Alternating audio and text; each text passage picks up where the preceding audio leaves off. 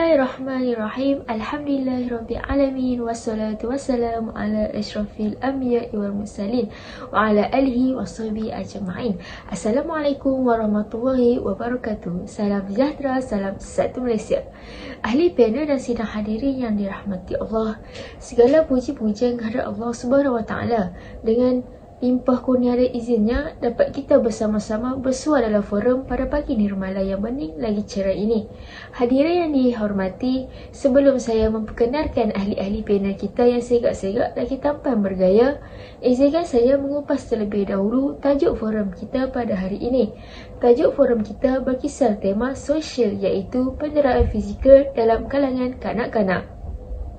Remaja pada hari ini bakal menerajui pucuk pimpinan negara pada masa hadapan dan merupakan aset modal insan negara. Bak kata pepatah, pemuda harapan bangsa, pemudi tiang negara. Berikan saya 10 orang remaja, nescaya saya gegarkan dunia ini. Begitulah ungkapan retorik yang pernah dilontarkan oleh Presiden Parti Indonesia Soekarno yang menggambarkan betapa gahnya peranan remaja sebagai penentu pembangunan dan kemajuan negara pada masa hadapan. Malangnya, dalam proses menongkar arus globalisasi yang pantas bergerak bagai belut di ketiak ekor ini, penderaan fizikal dalam kalangan kanak-kanak semakin membimbangkan sejak akhir-akhir ini. Salah satu masalah sosial yang kian merebak dalam kalangan masyarakat ialah penderaan fizikal dalam kalangan kanak-kanak. Menurut Nosazri Abdullah, penderaan fizikal boleh ditarifkan sebagai sebarang perbuatan sengaja menyebabkan kecederaan atau trauma kepada orang lain atau haiwan dengan cara perhubungan badan. Dalam kebanyakan kes, kanak-kanaklah mangsa penderaan fizikal, tetapi orang dewasa juga boleh menjadi mangsa seperti dalam kes keganasan rumah tangga atau pencerobohan tempat kerja. Istilah alternatif yang kadang-kadang digunakan termasuk serangan fizikal atau keganasan fizikal dan mungkin juga termasuk penderaan seksual. Penderaan fizikal mungkin melibatkan lebih daripada satu penderita dan lebih daripada satu masa. Penderaan fizikal bermaksud sebarang perbuatan atau tingkah laku yang tidak sengaja yang menyebabkan kecederaan, trauma atau penderitaan dan fizikal atau lain-lain bahaya. Perbuatan kasar terhadap kanak-kanak sering dapat disebabkan percubaan ibu bapa pada disiplin anak melalui hukuman berlebihan. Baiklah sidang hadirin, sebelum kita menelusuri lebih mendalam topik perbincangan molek, kiranya kita memperkenalkan dengan ketiga-tiga ahli panel kita pada hari ini. Di sebelah kanan saya, seorang profesor iaitu Saudara Muhammad Alif Rahman bin Rizwan yang merupakan ahli panel yang pertama. Selamat datang saudara, apa khabar? Terima kasih saudari pengerusi, Alhamdulillah saya baik-baik saja. Seterusnya, saya memperkenalkan seorang guru iaitu Saudari Natasha Nabilah binti Abdul Jalil sebagai ahli panel yang kedua. Selamat datang saudari. Saudari, apa khabar? Terima kasih saudari pengerusi, Alhamdulillah saya baik-baik sahaja.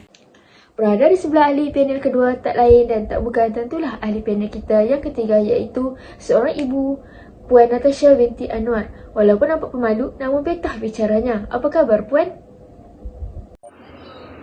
Alhamdulillah saya berada dalam keadaan yang baik. Salam forum buat semua.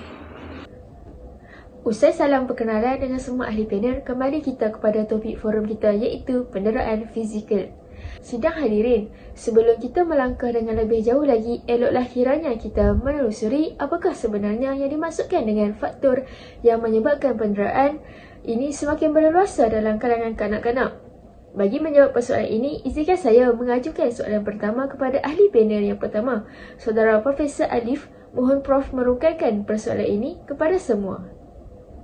Bismillah pembuka bicara. Terima kasih saudari pengerusi. Assalamualaikum dan salam sejahtera kepada sidang hadirin yang dihormati. Pada hari ini ingin saya menerangkan faktor berlakunya penderaan fizikal dalam kalangan kanak-kanak. Salah satu faktor berlakunya fenomena negatif ini adalah kerana masalah dalaman sesebuah keluarga. Kajian menunjukkan penderaan sering dilakukan oleh orang yang berdekatan atau mempunyai pertalian darah dengan anak-anak yang menjadi mangsa. Contohnya, pihak yang biasanya menjadi titik permulaan kepada penderaan kanak-kanak termasuklah ibu bapa, ayah dan ibu tiri ataupun ibu dan bapa saudara. Dalam banyak kes, penderaan dilakukan oleh ibu bapa yang menghadapi konflik kekeluargaan seperti hubungan yang rapuh antara suami dan isteri akibat daripada campur tangan pihak ketiga. Apabila keadaan ini berlaku, produktiviti terhadap kerja ibu bapa tentulah akan merosot. Mereka seterusnya akan diberi tekanan oleh majikan supaya meningkatkan produktiviti.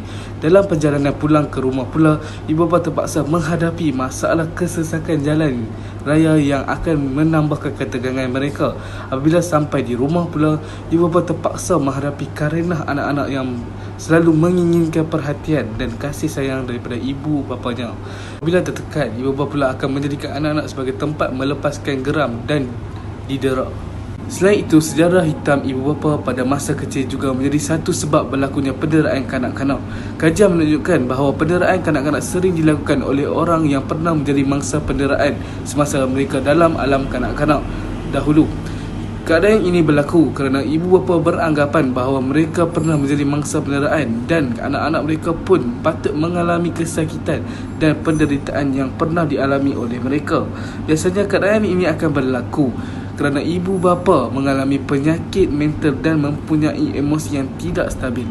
Penderaan yang berterusan pada peringkat umur yang rendah sememangnya akan meninggalkan kesan trauma yang mendalam dalam jiwa anak-anak. Itu, ibu bapa juga berpendapat mereka dapat memuaskan diri dari segi psikologi apabila mendera anak-anak. Semua ini telah menyebabkan titik permulaan di mana si anak akan dimarahi, ditengking dan tidak dihiraukan ataupun dipedulikan. Anak merupakan anugerah Tuhan yang tidak ternilai harganya. Adalah menjadi tanggungjawab setiap insan menjaga dan membimbing anak tersebut ke arah yang benar. Seterusnya, kesempitan hidup yang dihadapi oleh sesebuah keluarga juga menjadi antara faktor berlakunya penderaan kanak-kanak. Ini kerana ibu bapa tidak mampu menanggung perbelanjaan membesarkan si anak dan terpaksa menyerahkan anak kepada orang lain. Misalnya, saudara terdekat untuk menjaga dan membesarkan dengan janji akan memberikan kadar upah wang yang tertentu pada setiap bulan. Maka saudara tersebut pula berjanji akan menjaga si anak dengan harapan akan mendapat upah wang seperti yang dijanjikan pada setiap bulan. Walau bagaimanapun, apabila ibu bapa gagal untuk memberi upah yang seperti yang dijanjikan, maka saudara yang tidak memberi pertimbangan pula akan menyebabkan si anak menghadapi akibatnya. Sahaja daripada saya. Sekian, terima kasih. Sidang hadirin, demikian tadi penjelasan tentang faktor tentang penderaan fizikal dalam kalangan kanak-kanak yang pada pandangan saya merupakan penjelasan terperinci dan menarik daripada saudara ahli panel pertama.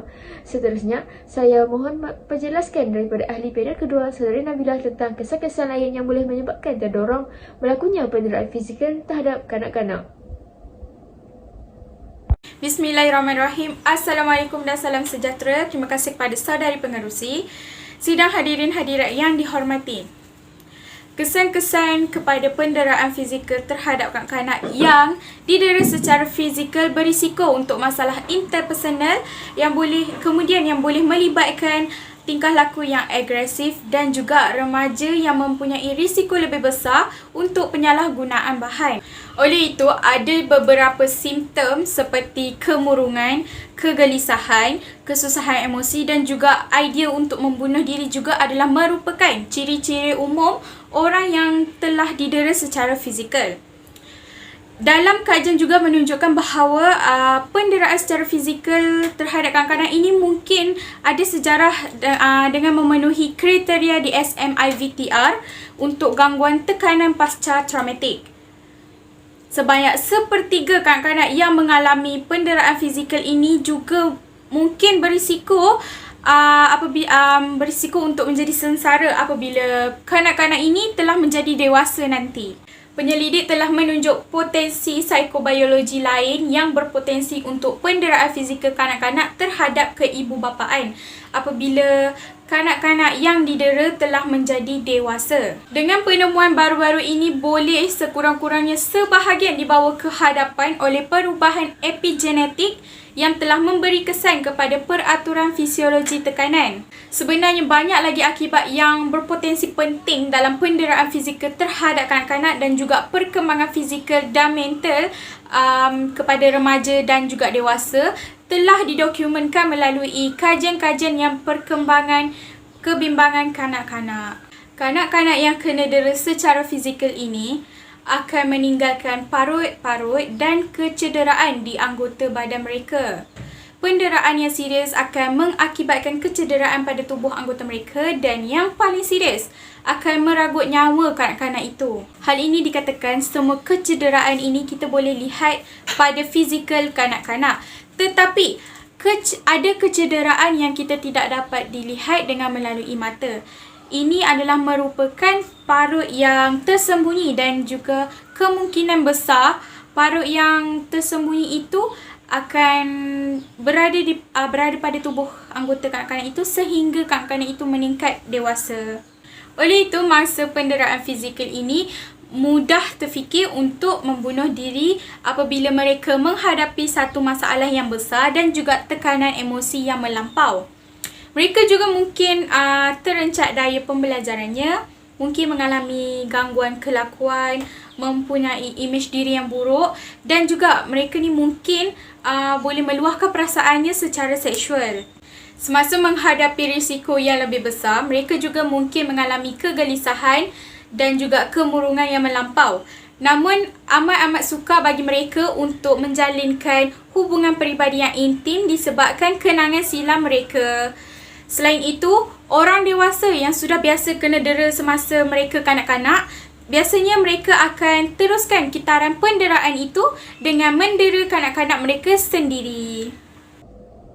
Terima kasih atas penjelasan yang panjang lebar tentang kesan-kesan lain yang boleh mendorong kepada penderaan fizikal terhadap kanak-kanak. Sahabat-sahabat ahli panel dan sidang hadirin yang dirahmati, apakah cadangan atau tindakan yang sepatutnya diambil oleh ibu bapa masa? Silakan Puan Natasha. Antara cadangan atau tindakan yang boleh diambil ialah penderaan fizikal dalam kalangan kanak-kanak perlulah diatasi secepat mungkin dengan cara yang efektif dan berkesan. Antara cara mengatasi kes penderaan fizikal dalam kalangan kanak-kanak ialah ibu bapa dinasihatkan untuk berhati-hati apabila memilih atau mengambil pengasuh kanak-kanak. Hal ini kemudian sebahagian kecil pengasuh kanak-kanak ini hanya memandang enteng tentang keselamatan kanak-kanak di bawah jagaan mereka. Bahkan ada juga di antara mereka yang memukul dan mencederakan kanak-kanak dengan sengaja. Namun apabila ditanya oleh ibu bapa kanak-kanak tersebut tentang luka dan lebam pada tubuh anak mereka, pihak pengasuh ini hanya mengatakan bahawa kanak-kanak tersebut terjatuh semasa bermain. Perkara seperti ini sering terjadi dan ramai yang sudah membuat aduan kepada pihak berkuasa. Apabila siasatan dijalankan, ternyata mereka tidak mendaftar di bawah Jabatan Kebajikan Masyarakat JKM. Selain itu, ibu bapa juga perlulah memainkan peranan dalam mengatasi kes penderaan ini dari awal dengan mengambil kursus pendidikan keibubapaan dan pendidikan agama setelah mereka berkahwin. Hal ini demikian kerana kebanyakan kes yang melibatkan penderaan di rumah terjadi pada kanak-kanak yang ibu bapanya tidak mempunyai asas dalam menjaga, mengasuh dan mengajar kanak-kanak. Mereka harus sedar tanggungjawab untuk membentuk keluarga yang bahagia sebagai ibu bapa. Dengan menghadiri kursus seperti ini, mereka akan didedahkan dengan cara menjaga anak mereka dengan baik. Ibu bapa juga mestilah mempunyai kesedaran yang tinggi untuk menjadi teladan yang baik kepada anak mereka. Apabila menghadapi tekanan, mereka harus menghadiri sesi bimbingan dan kaunseling supaya tidak melepaskan tekanan mereka kepada anak-anak. Akhir sekali, pihak kerajaan haruslah menguatkuasakan undang-undang supaya tiada orang yang berani menjalankan penderaan kanak-kanak. Penderaan yang bersalah harus dijatuhkan hukuman yang berat untuk mengingatkan masyarakat tentang akibat seseorang melakukan jenayah ini. Pihak kerajaan juga boleh mengajukan kempen keluarga bahagia untuk meningkatkan kesedaran rakyat dalam menubuhkan sebuah keluarga yang bahagia. Sekian, terima kasih. Kembali semula kepada saudari pengerusi majlis. Terima kasih Puan Natasha. Demikian perbincangan daripada semua ahli panel kita tentang penderaan fizikal dalam kalangan kanak-kanak di negara kita. Menuding jari menyalahkan satu-satu pihak memanglah mudah, tetapi menyelesaikan isu ini bukanlah semudah kita berbicara. Oleh itu, banyak langkah yang dapat diimplementasikan agar ibu bapa dan kanak-kanak dapat belajar dalam suasana yang kondusif dan harmoni.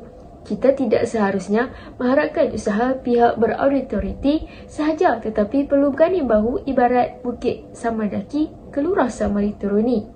Dengan berkat daya usaha yang gigih, insya-Allah kita akan dapat melahirkan generasi muda yang dapat menjulang nama negara dan mengangkat martabat bangsa di pesada dunia agar duduk sama rendah dan berdiri sama tinggi dengan negara-negara maju yang lain. Sidang hadirin yang dihormati, kalau berjalan dah sampai ke batas, kalau berkayuh dah sampai ke pulau, kalau mendaki dah sampai ke puncak, kita telah sampai ke penghujung bicara. Saya mewakili semua ahli panel mengucapkan setinggi-tinggi terima kasih kepada semua hadirin yang sudi hadir menyaksikan forum ini. Lantaran keterbatasan waktu, saya memohon mengakhiri bicara ini, mohon mengundur diri. Sekian wabillahi taufiq wal hidayah. Wassalamualaikum warahmatullahi wabarakatuh. Salam sejahtera, salam satu Malaysia.